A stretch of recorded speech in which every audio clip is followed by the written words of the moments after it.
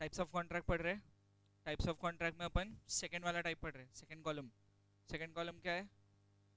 On the basis of, on the basis of,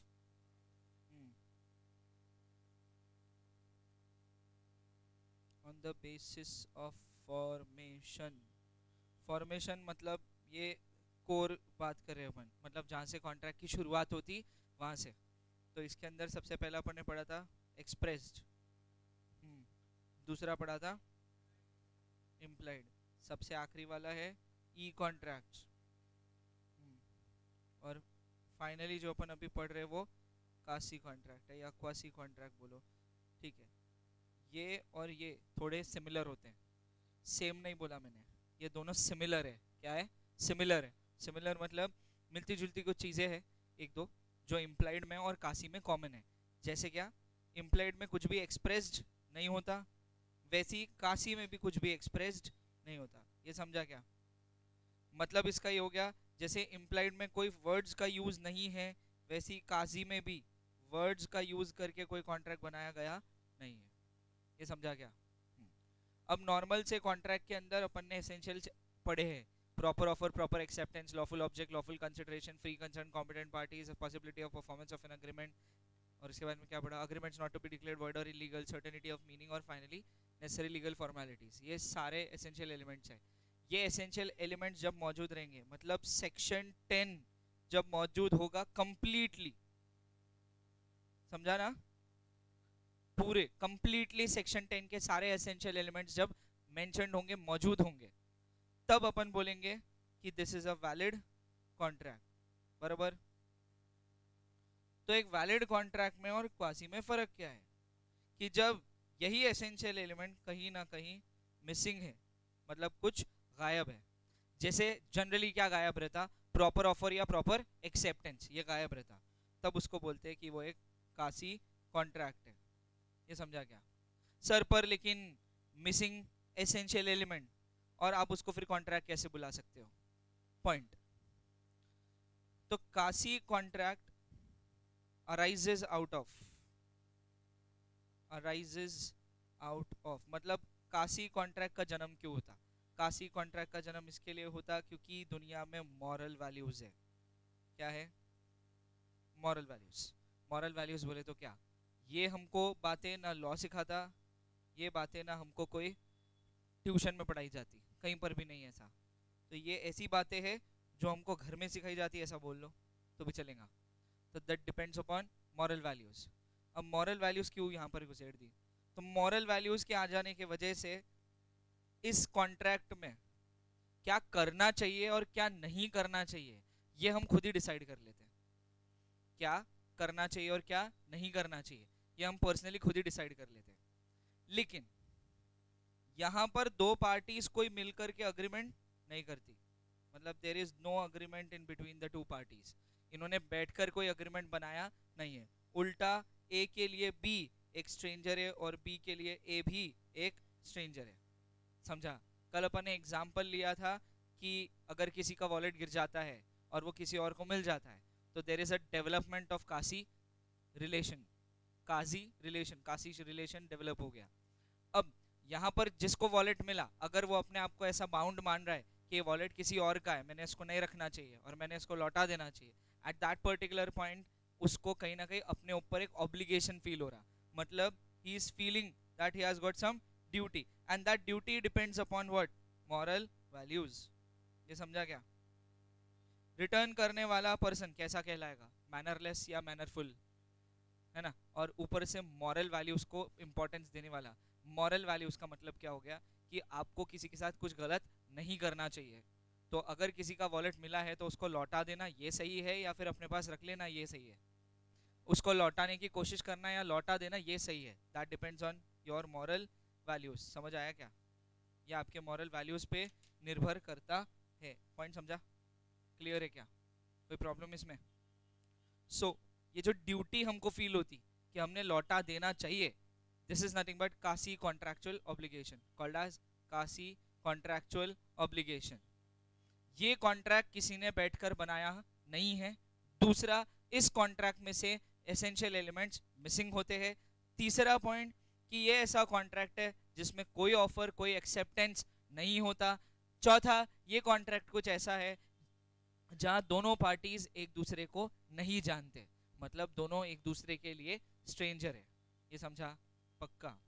but still sir इसको contract इसलिए बुलाया जाता क्योंकि यहाँ कहीं ना कहीं एक पार्टी को ऐसा लगता है कि उसने खुद से ये कसम खाई है कि मैं किसी के साथ गलत नहीं करूंगा, and that particular part is nothing but quasi obligation.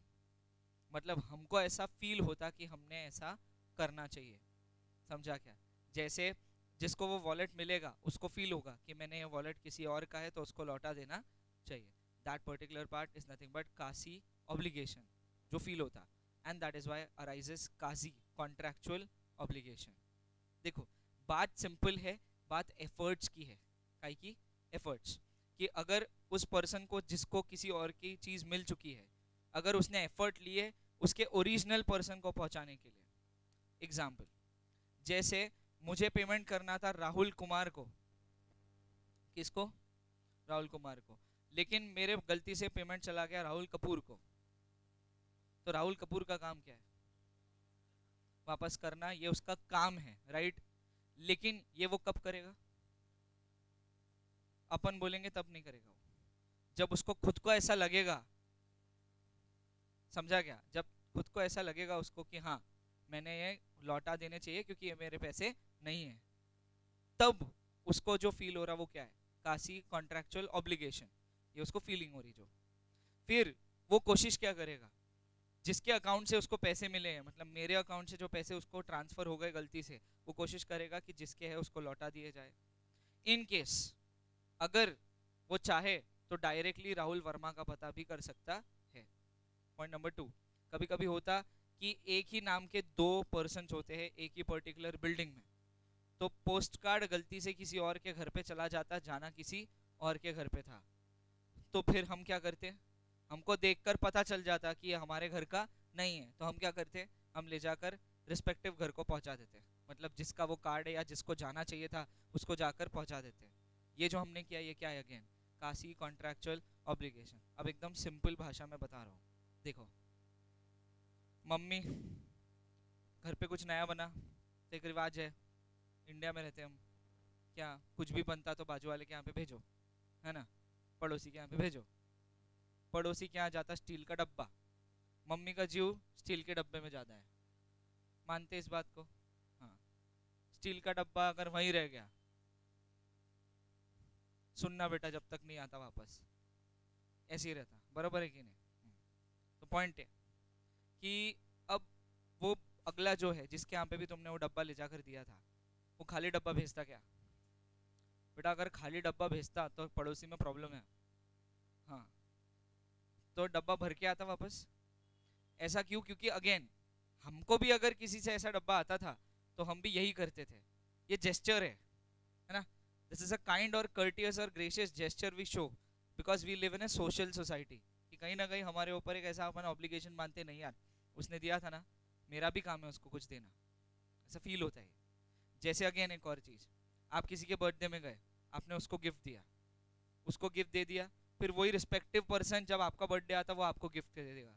लेकिन करके देखो एक बार ये भी कि किसी को बर्थडे के दिन गिफ्ट मत दो, आपके भी बर्थडे को वो पर्सन गिफ्ट नहीं देगा। बराबर है कि नहीं? मतलब दुनिया में क्या चल रहा है? Give and take. तो ये फीलिंग क्यों जनरेट होती? Because someone has shown kind gesture towards you, so you also feel कि नहीं मैंने भी उसके लिए कुछ करना चाहिए। This is nothing but quasi contractual obligation. अभी समझा क्या? मतलब द जेस्चर योर फीलिंग, वो इमोशन जो हमको फील होता है उस पॉइंट पर कि नहीं मैंने ऐसा नहीं करना चाहिए, ऐसा करना चाहिए, जो सही है वो करना चाहिए, because I am a morally valued person. मतलब मेरे अंदर मॉरल वैल्यूज है, मेरे अंदर इंसानियत है, and that particular point shows you कि हाँ, या फिर वो बोलते हैं ना, राह दिखा देता कि नहीं तूने सही करना चाहिए, तूने लौटा देना चाहिए। दैट इज अ कासी contractual obligation which is different from a valid contract. दोनों अलग अलग चीजें। बोले सर लेकिन आपने बताते वक्त इसको इम्प्लाइड कहा है, मतलब मिलता जुलता, सिमिलर टू इम्प्लाइड। डेफिनेटली है। इम्प्लाइड कॉन्ट्रैक्ट में वर्ड्स रहते क्या? नहीं। काजी में भी कोई वर्ड्स नहीं रहते। क्यों सर? क्योंकि कोई प्रॉपर ऑफर, कोई प्रॉपर एक्सेप्टेंस होता ही नहीं है। जब कोई प्रॉपर ऑफर नहीं है और प्रॉपर एक्सेप्टेंस नहीं है तो सर दो रूल्स चले जाते automatically, offer must be communicated, acceptance must be communicated, दोनों भी रूल्स गायब हो जाते, क्योंकि ना प्रॉपर ऑफर है ना ही प्रॉपर एग्जैक्टली पॉइंट यही है। समझा? फिर सर आपने बोला पार्टी स्ट्रेंजर रहती है, ऐसा थोड़ी रहता सर। आप जा रहे थे उसी पार्क में, आपका कोई दोस्त था, उसको आपका वॉलेट मिल गया, तो स्ट्रेंजर थोड़ी है पार्टी। स्ट्रेंजर इसका मतलब नहीं है, स्ट्रेंजर का मतलब है मुझे नहीं पता कि मेरा वॉलेट किसको मिला है, इसका मतलब स्ट्रेंजर है। समझा क्या? मुझे ये नहीं पता कि मेरा वॉलेट कहाँ गिरा है, और अगर गिरा भी है तो किसको मिला है, ये आई एम अनअवेयर। मेरे को कब पता चलेगा? एग्जैक्टली जब कोई लाके देगा, और जब लाके देगा तो सामने वो व्यक्ति खड़ा रहेगा, तब पता चलेगा कि मेरा वॉलेट किसको मिला था। राइट? करेक्ट? पॉइंट क्लियर है क्या? This is nothing but stranger contracting parties. तो ये दो इंपॉर्टेंट एस्पेक्ट है, ऑफर और एक्सेप्टेंस नहीं होता है कासी कॉन्ट्रैक्ट में। दूसरी चीज, कहीं ना कहीं कासी कॉन्ट्रैक्ट इंप्लाइड कहलाते हैं because there is no offer and no acceptance. कहीं ना कहीं कासी कॉन्ट्रैक्ट इसके लिए भी इंप्लाइड कहलाते हैं क्योंकि वहां पर वर्ड्स का यूज नहीं होता, कोई बातचीत नहीं होती। तीसरी चीज, again it is called as implied because it operates by virtue, by virtue. By virtue का मतलब होता नेचुरली कोइंसिडेंटली डेवलप हुआ contract is called as quasi contract. No one has intended it to build, वो अपने आप create हुआ है। समझा? लास्ट एग्जांपल इस फीलिंग के लिए, कि कभी कभी हम ऐसे लोगों से जुड़ जाते हैं जो हमको बाद में रियलाइज होता है यार इससे जुड़ना पॉसिबल भी था क्या। ऐसा पॉइंट फील होता है ना कभी कभी एट सर्टेन पॉइंट, कि यार सही में, मतलब ऐसा फील होता है ये पॉसिबल भी था, इसका और मेरा कोई मैच नहीं था, ये कैसे के जुड़ गया। ये जो फीलिंग है, तब अपन सोचते सब भगवान का किया हुआ है। वो जो पॉइंट है कि भगवान का किया हुआ है, बस वही कासी कॉन्ट्रैक्चुअल रिलेशनशिप है। कासी कॉन्ट्रैक्चुअल रिलेशनशिप बोला मैंने, पॉइंट समझा क्या? Because that was not intended to happen but it just happened. अब समझा क्या? मतलब कोई इंटेंशन था क्या? नहीं, लेकिन वो हो गया, ऐसा बाय वर्च्यू हो गया। इसको बोलते by virtue. It naturally arose, मतलब सोची समझी साजिश नहीं थी, अपने आप ही सब कुछ हो गया। समझा क्या? ऐसा कोई पर्सन है जो तुम्हारे साथ काफी लंबे समय तक था, लेकिन जब तक था तब तक कि तुमने कभी उससे बात नहीं की, है ना, और फिर अचानक से आउट ऑफ नोवेयर वो पर्सन तुम्हारा अच्छा दोस्त बन गया। बोलो, ऐसा था? ऐसा है क्या कोई? जैसे स्कूल लाइफ, मान लो स्कूल लाइफ 10 इयर्स तुमने बिताए, 10 साल बिताए, जब तुमको रियलाइज हुआ, मतलब 10 साल बिताने वक्त वो तुम्हारे साथ ही था, लेकिन बाद में तुमको ऐसा फीलिंग हुआ कि मतलब जैसे एट सर्टेन पॉइंट वही तुम्हारा दोस्त बन गया वापस। हुआ क्या ऐसा? 10 साल तक तुमने कभी बात नहीं की स्कूल में रहते हुए, लेकिन 10 साल के बाद में बात कर लिया अचानक, है ना। तो वो जो डेवलप होता है ऐसा कोई रिश्ता, तब अपन सोचते कैसे पॉसिबल है फिर अपने को क्लिक होता है यार नहीं, कुछ तो बेटा किस्मत कनेक्शन है ना, समवेयर डेस्टिनी वर्क्स, राइट, है ना, ऐसा हमको फील होता। बस जब वो फील होता था अपन क्या बोलते हैं, भगवान का दिया हुआ दोस्त है। हाँ। फिर एक और वर्ड लगा देते, मदर, वो क्या बोलते, ब्रदर फ्रॉम अनदर मदर, है ना। फिर सिस्टर फ्रॉम अनदर मदर, ये लगा देते जाते अपन, क्योंकि अपना अच्छा दोस्त बन जाता इवेंचुअली। लेकिन तुमको ये भी रियलाइज होता कि ये पॉसिबल नहीं था वैसे, ये कहाँ ठस माते का मैं इतना होशियार point that particular point is nothing but you say कि हाँ there is a kasi contractual relationship because it was not intended to be related but it just arose out of naturally। समझा क्या? it just arose naturally। और जब भी word naturally अगर use हो तो वो implied होता है, expressed नहीं होता। पॉइंट समझा? हाँ, लेकिन बहुत से भी ऐसे रिश्ते भी होते हैं जो तुम एक्सप्रेसली बिल्डअप करते हैं। मतलब जैसे कोई इंसान तुमको दिखा, तुम्हारी इच्छा है मेरे को इससे बात करने का इच्छा है, फिर तुम खुद ही अप्रोच कर लेते उसको, और जब तुम अप्रोच कर रहे हो उससे बात करने के लिए, तब हो गया proper offer and proper acceptance, and that is nothing but by express words. अब समझा? पक्का क्लियर है? तो quasi is similar to implied, it is not exactly implied. Implied थोड़ा डिफरेंट है और काशी थोड़ा डिफरेंट है, क्योंकि implied contracts are valid contracts, quasi contracts resemble to contract, they are not actually contracts. समझा क्या? लिखा भी था अपन ने कल ये पॉइंट, फिर से बोल रहा हूँ। एम्प्लॉयड कॉन्ट्रैक्ट वैलिड कॉन्ट्रैक्ट होते हैं, या बोलो हो सकते हैं, लेकिन कासी कॉन्ट्रैक्ट कभी वैलिड कॉन्ट्रैक्ट्स नहीं होते, but they seem to be just like valid contracts. ऐसा दिखता है कि वो एक वैलिड कॉन्ट्रैक्ट है, मगर वो है क्या? नहीं। Point clear? This is the difference between कासी एंड। अब सर लिखना कैसे? ये तो सब ओरली बातें हो गई, ये सब समझने के लिए था, लिखते कैसे? तो कासी contract is not an actual contract, ये पहला लाइन होना चाहिए आप लोगों का, कि quasi contract is not an actual contract but it resembles to a valid contract. ये लिखा पक्का? दूसरा आपको लिखना है कि quasi contract arises out of, arises naturally, ये भी लिख लो point. Quasi contract arises by virtue और से नेचुरली। कासी कॉन्ट्रैक्ट अराइजेस बाय वर्च्यू, कल लिखाया था वो, by virtue, VIRTUE oblique naturally. कासी कॉन्ट्रैक्ट्स आर अनइंटेंशनल, कासी कॉन्ट्रैक्ट्स आर अनइंटेंशनल, अनइंटेंशनल। लिखा क्या?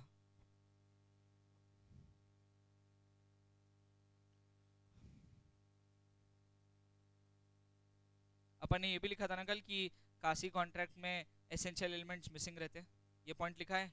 क्या था point?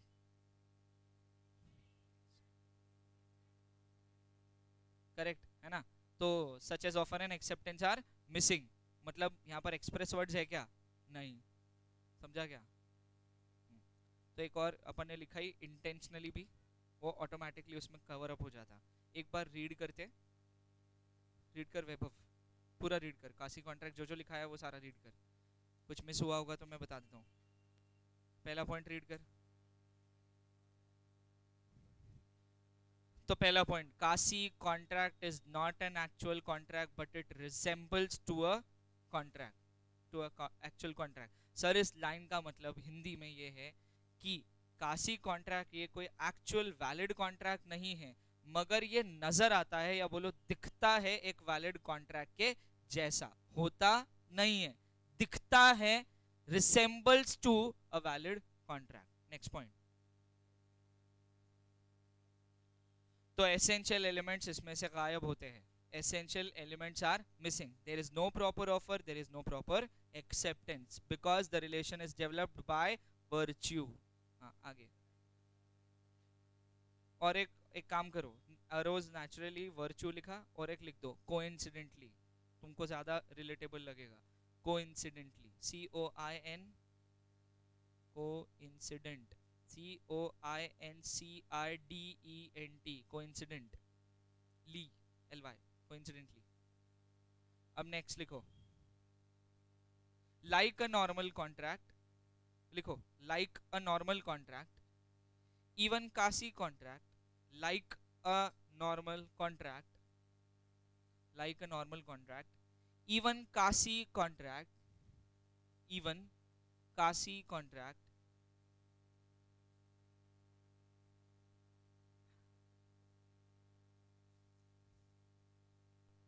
have two parties,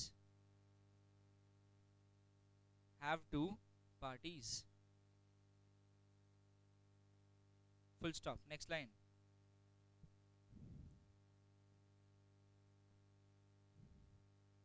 the relation between these two parties, the relation between these two parties, the relation between these two parties is not a contractual one, is not a contractual one, but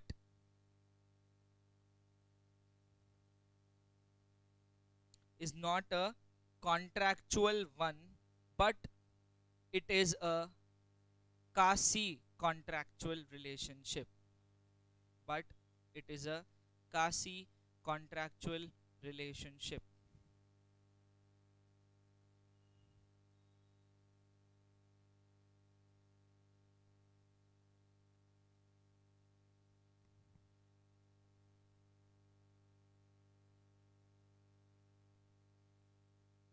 Next line. It depends on moral turpitude. It depends upon moral turpitude. Turpitude. Turpitude. Turp. Titude. Titude. Turpitude. लिखा क्या? Moral turpitude. Does उसके आगे does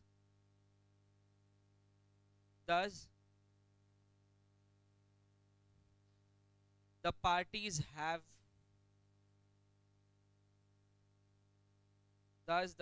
have quasi contractual obligations?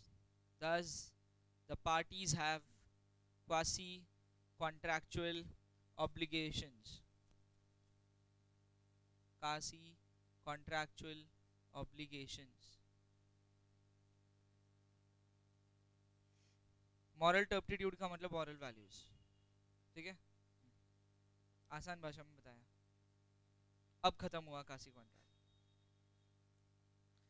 इसके sections लिख लो. Section 68 से लेकर section 72.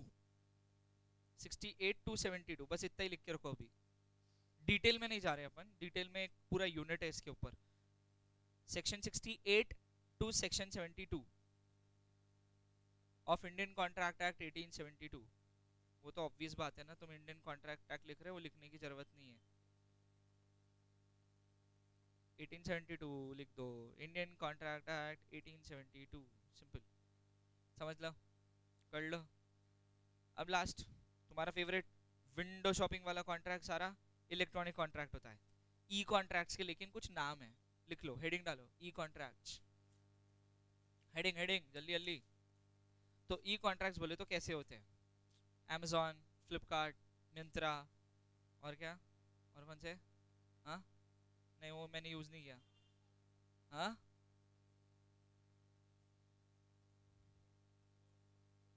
Ajio पता है मेरे को. हाँ, और ये चॉप्सी वॉप्सी नहीं पता मेरे को. हाँ ना, मेरे को ये नहीं पता. शॉप्सी. उसने चॉप्सी चॉप्सी बोला. हाँ ना, मैं बोला चॉप्सी किधर से आ गया अभी. चॉप्सी पता है क्या रहता? क्या रहता? वो चॉपस्टिक्स रहती. मैंने चॉप्सी पूछा.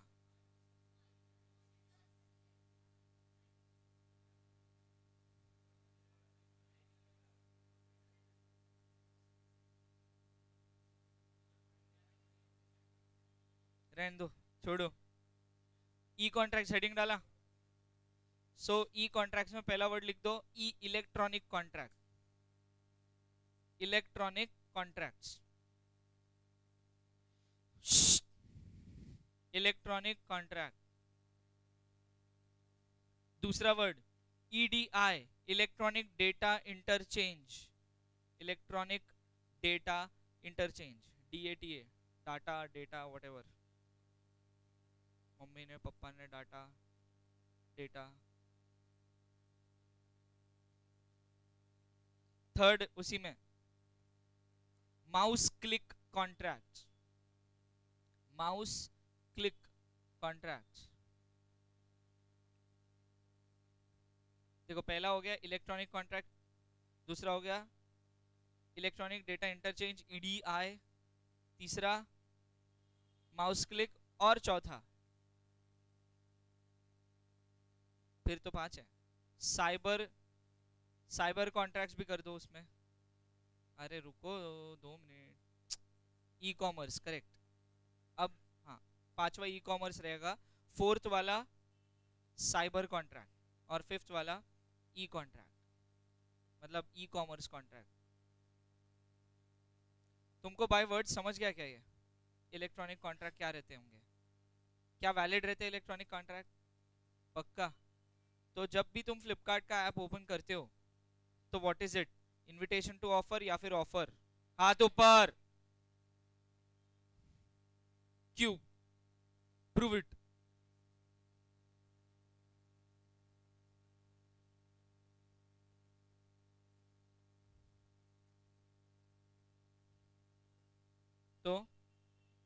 तो इनविटेशन टू ऑफर कैसे हुआ?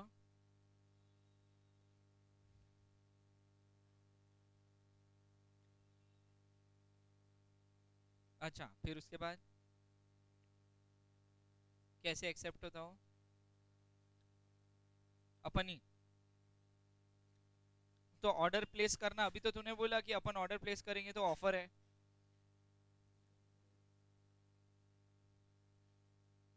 तो एक्सेप्ट कैसे होगा? जेन्युइन सवाल है भैया, मैं हंसना क्या पड़ता? इसमें जोमेटो नहीं है, नहीं तो राहुल सर के इसमें से करके बताता था मैं। कंफर्मेशन आता कि तुम्हारा ऑर्डर एक्सेप्ट हो चुका है या फिर तुम्हारा ऑर्डर प्लेस हो चुका है, कंफर्म कर दिया, जो भी वेंडर है उसने कंफर्म कर दिया, तो तब होता है एक्सेप्टेंस। हाँ, और फिर उसके बाद वो रिवोकेबल नहीं है। रिवोक समझता क्या? हाँ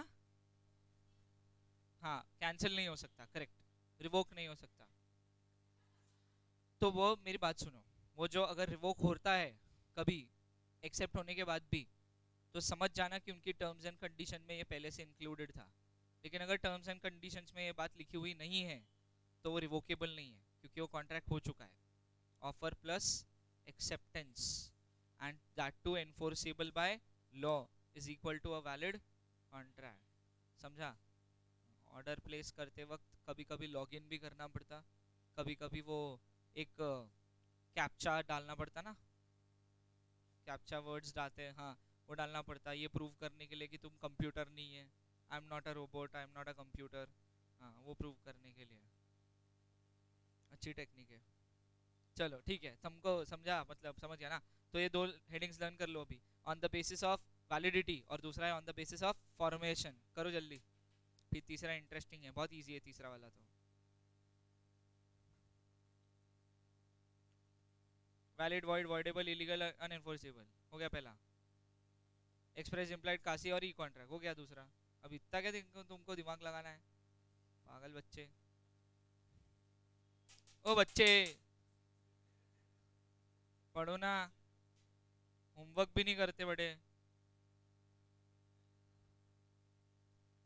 हाँ,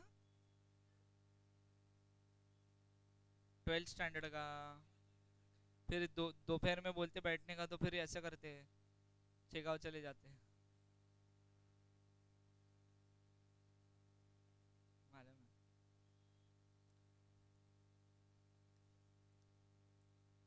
इधर इट इज डिफरेंट। वातावरण, वाइब अलग है, vibe.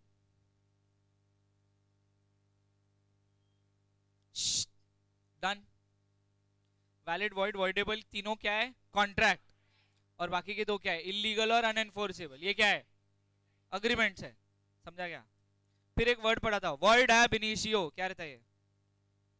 Void from the very beginning, void ab initio. Example, a contract with a minor is void ab initio. सही या गलत? माइनर के साथ किया गया कॉन्ट्रैक्ट वॉइड एब इनिशियो रहता। ट्रू और false? Why true? Why true, why true, why true? हाँ, उसमें से 7 एलिमेंट्स मिसिंग है, उसमें से एक एलिमेंट। एग्जैक्टली, कौन सा वाला एलिमेंट कम है? competent parties, 18 plus sound mind not disqualified by law, 18 plus sound mind not disqualified by law। समझा क्या? तो इसमें से कौन सा वाला गायब है? 18 प्लस नहीं है ना वो, तुमने एक माइनर पार्टी के साथ में कॉन्ट्रैक्ट किया, तुम कर सकते क्या? नहीं। तो फिर ये कॉन्ट्रैक्ट क्या हो गया शुरुआत से ही? Void, void ab initio. समझा क्या? क्या हो गया? Void ab initio. एक second, that was void ab initio. तो अपन ने कुछ नए नए टर्म्स पढ़े, जैसे बोनाफाइड पढ़ा था, means good faith. Malafide means bad faith. Quid pro quo, something in return. Consensus ad idem, same thing in the same. फिर अभी पढ़ा void ab, void from the very. Clear है क्या? याद रहेंगे क्या? फिर लिखो आखिरी वाला, on the basis of performance.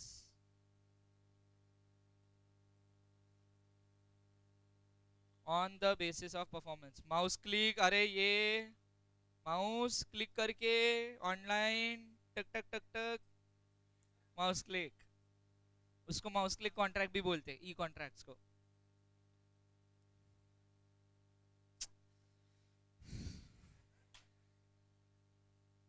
इस बात पे थर्ड वाला कॉलम बनाया जाए, on the basis of performance, on the basis of, और उसमें लिखा जाए पहला executed contract. Very good, executed, executed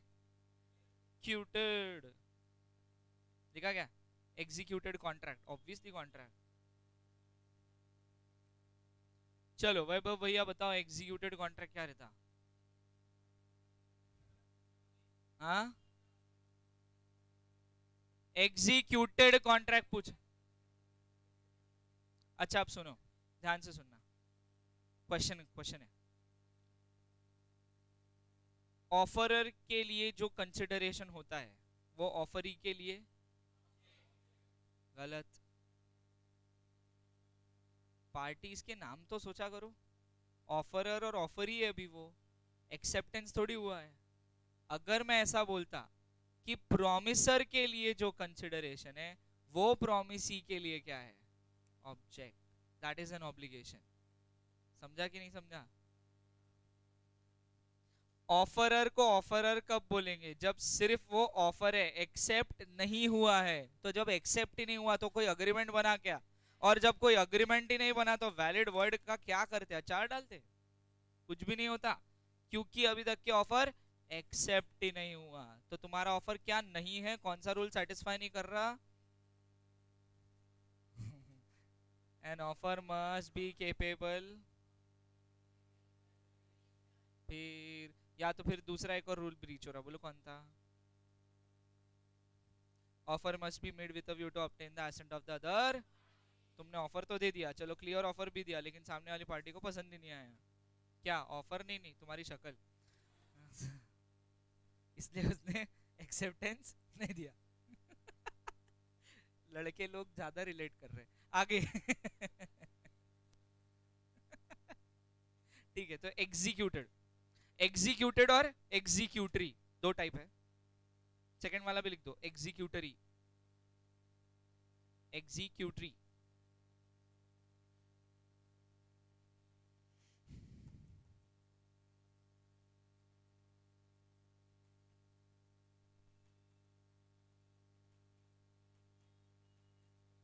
execute का मतलब क्या होता है? एग्जीक्यूशन का मतलब क्या होता है? परफॉर्म करना इज एग्जीक्यूट करना. परफॉर्म करना मींस एग्जीक्यूट करना.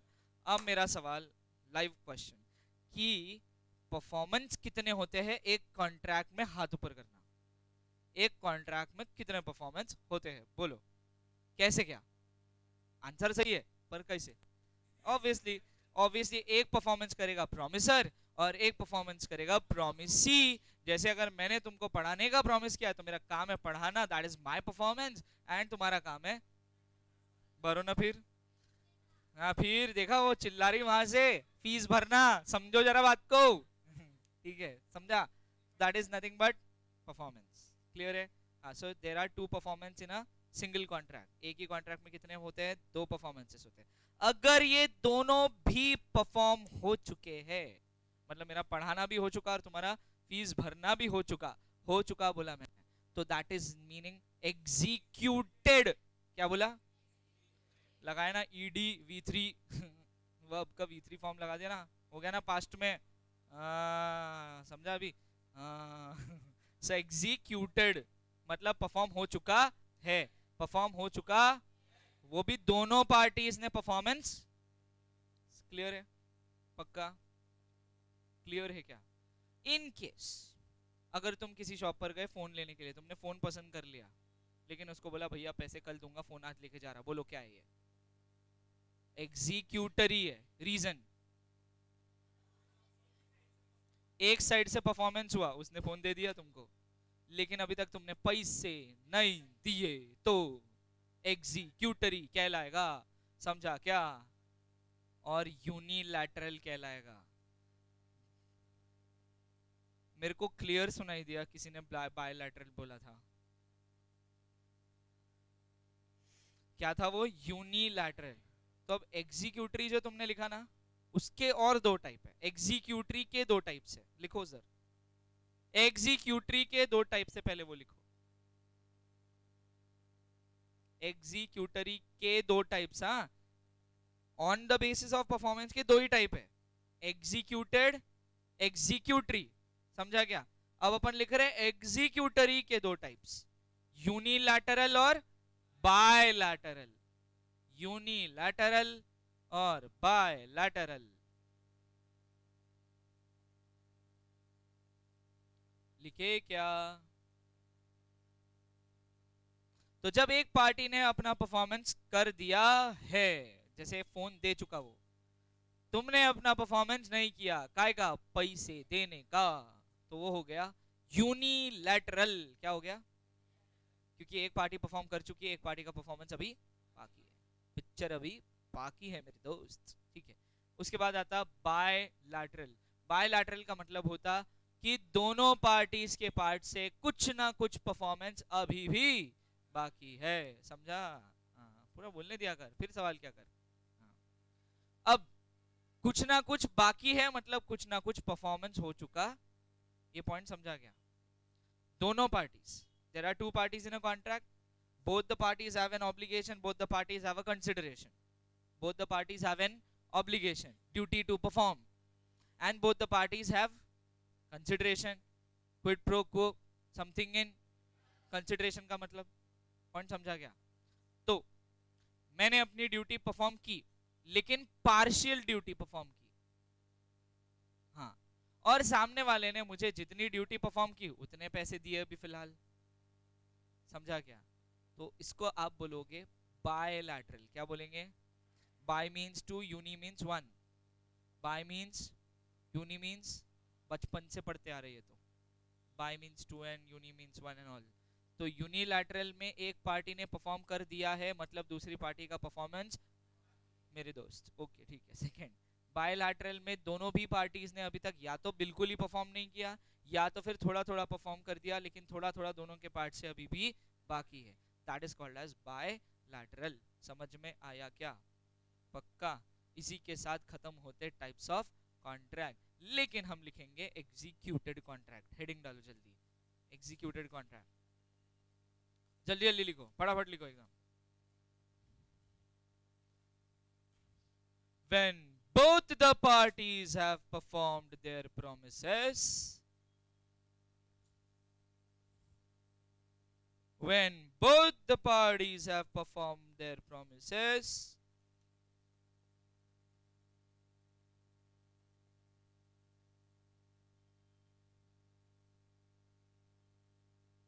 comma, they are free from, they are free from their obligations, they are free from their obligations, free from their obligations। Obligation मतलब ड्यूटी, लिख के रखो जिसको नहीं समझता। थोड़ी वोकैबलरी हमारी ऊंची है, इसके लिए कह रहे हैं।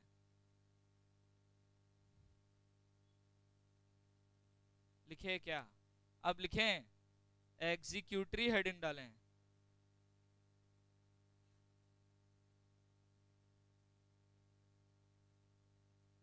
एग्जीक्यूटरी। एक सवाल है, क्या हम एग्जीक्यूटरी को ऐसा बोल सकते हैं कि भाई अभी सिर्फ अग्रीमेंट हुआ है, परफॉर्मेंस अभी बाकी है, ऐसा बोल सकते क्या? पक्का? हमने अभी सिर्फ प्रॉमिसेस किए हैं, परफॉर्मेंस अभी बाकी है, क्या बोल सकते हैं इसको एग्जीक्यूटरी? पक्का? देख लो, तो मैंने पूछा कि प्रॉमिसेस कर दिए, क्या प्रॉमिस कंसिडरेशन है या नहीं? हाथ ऊपर। क्या प्रॉमिस कंसिडरेशन है या नहीं है? है। लेकिन क्या प्रॉमिस एक एक्चुअल कंसिडरेशन है या नहीं? नहीं तने पक्का? ओके, करेक्ट है। प्रॉमिस एक कंसिडरेशन जरूर है, क्योंकि जब मैंने कसम खाई है मैं भी चाहता हूं कि सामने वाला भी प्रॉमिस करे। समझा क्या? समझा क्या? करेक्ट, वादे करते हैं ना, वादे। Obviously acceptance itself means promise. Section एक ही है दोनों का, सेक्शन 2B। ठीक है, तो that is the thing. Point समझो कि प्रॉमिस एक कंसिडरेशन है, बट परफॉर्मेंस एक एक्चुअल कंसिडरेशन होता है। समझा क्या? सिर्फ वादे करने से जिंदगी नहीं चलेगी, है ना? काम करना पड़ेगा, पैसे कमाने तो। लेकिन नहीं तो गए काम करके आ गए, पैसे नहीं लाए। हाँ, तो बताओ अभी कंसिडरेशन बाकी है कि मिल गया? नहीं बोले सर उसने वादा किया हुआ है, दे देंगे बाद में। तो वादा, बस वादे खाएंगे फिर। हाँ, वो उस दिन बताया था ना, दुआओं से चीजें नहीं खरीद सकते तुम। हाँ, दुआओं से चीजें नहीं खरीद सकते। चैरिटी करते वक्त दुआएं मिलती है ना। हाँ, बदले में मिला ना, बोले सर क्या दुआएं, जाओ फिर उसी से खरीदो। हाँ, खरीद सकते? नो। सो दुआएं is not an actual consideration as well. Promise is also not an actual consideration. फिर भी तुम्हारे बेचारे भोले माँ बाप तुम्हारी खाई हुई कस्मों पे यकीन कर बैठते हैं और तुमको चीजें दे देते, फिर पछताते। पॉइंट समझा? मतलब क्या? तुमसे वादा लेते, हाँ पक्का पढ़ाई करेंगे ये बार, हाँ 10वीं तक तो किया नहीं, हाँ 11वीं में पढ़ाई करेंगे क्या? अभी इधर दो फेज चल रहे हैं तुम्हारे, एक दिमाग के पीछे चल रहा, एक सामने। हाँ हाँ पक्का करूंगा, और दिमाग के पीछे चल रहा है। तुमको अभी भी लगता है ऐसा? क्या बीते हुए 10 साल काफी नहीं थे? वो ऐसा सिंग निकल जाता। द पॉइंट इज, बोल जरूर देते प्रॉमिस, लेकिन इंटेंशन टू परफॉर्म नहीं होता है। ये पॉइंट चाहिए था मेरे को। अगर फ्रंट फेस भी वही है जो बैक ऑफ द माइंड है, मतलब क्या? जब मैंने किसी को प्रॉमिस किया है तो मैं तब भी वही एक्सप्रेशन से कर रहा, हाँ मैं परफॉर्म करूंगा, और बैक ऑफ द माइंड भी मैं बहुत पॉजिटिव हूँ, हाँ मैं परफॉर्म करूंगा, मैं अपने वादे का पक्का हूँ, I am man of words. समझा क्या? तो हम बोलेंगे कि yes there was an intention to perform. समझा क्या? ये मैंने तुमको कब बताया था? ऑफर पढ़ाते वक्त, हिडन प्रॉमिस। समझा?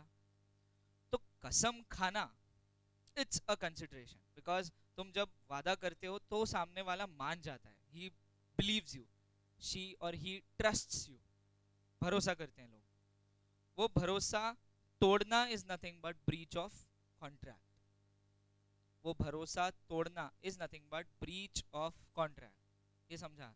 लेकिन अगर वो भरोसे का तुमने मान रखा, दैट इज कि अगर तुमने परफॉर्म किया, तो nothing but performance, actual consideration, which means execution of promise. Execution of promise meaning कि हमने जो वादा किया था वो हम अभी परफॉर्म कर रहे या फिर कर चुके हैं। एग्जीक्यूशन। समझा? पक्का? अब इसको सेंटेंस है, performance of what one has promised to perform। कुछ समझा क्या? Performance of what one has promised to perform।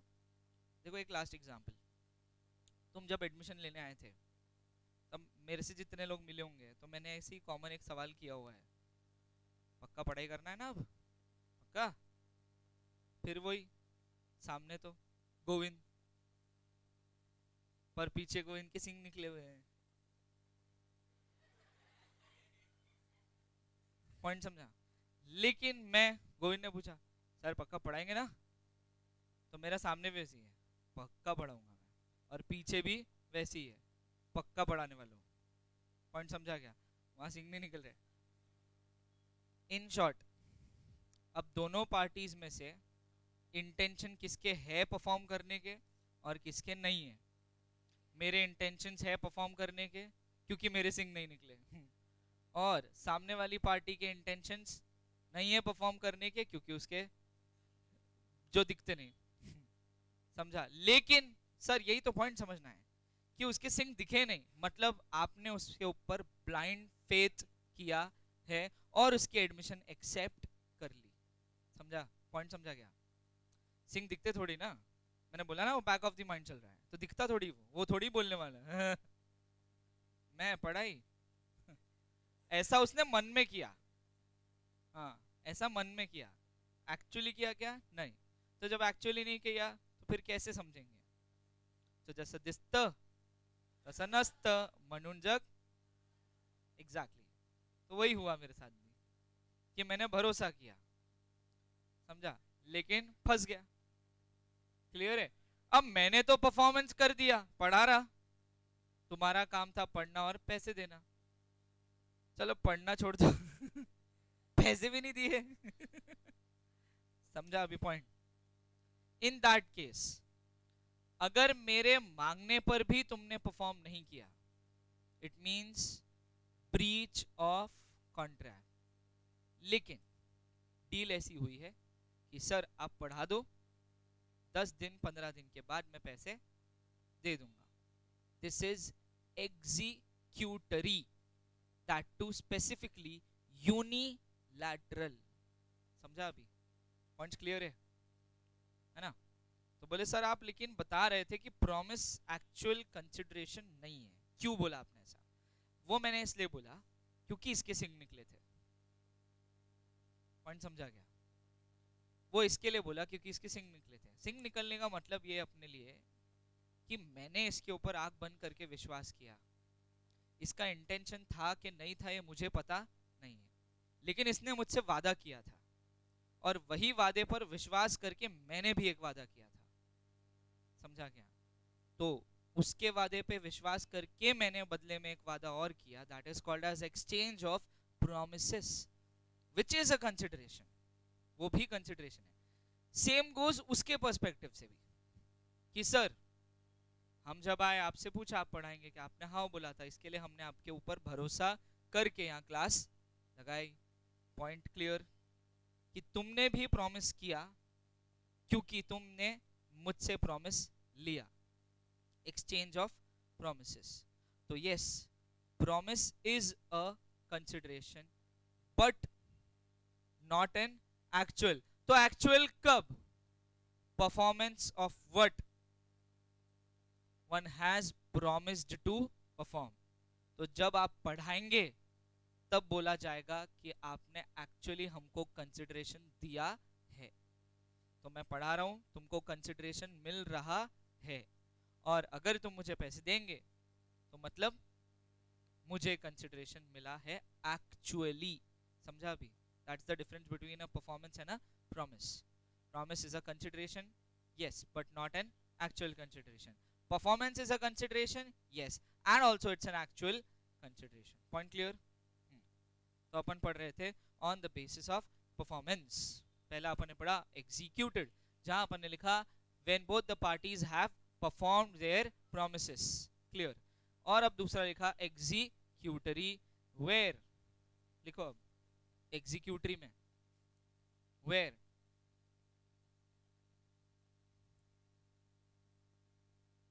where either of the parties, either, EITHER, where either of the parties have performed,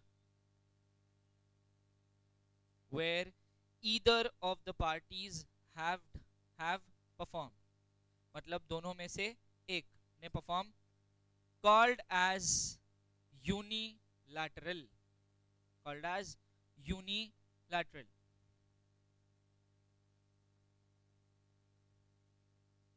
full stop, next sentence। and where both the parties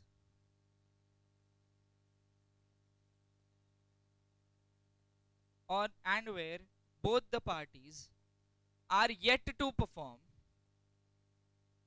and where both the parties are yet to perform मतलब अभी उन दोनों ने भी कुछ perform नहीं किया है और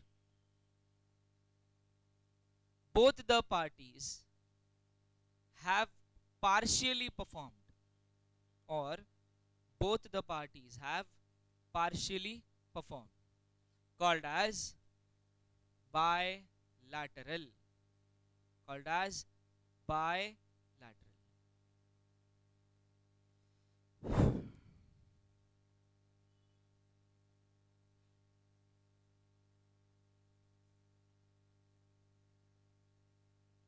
called as bilateral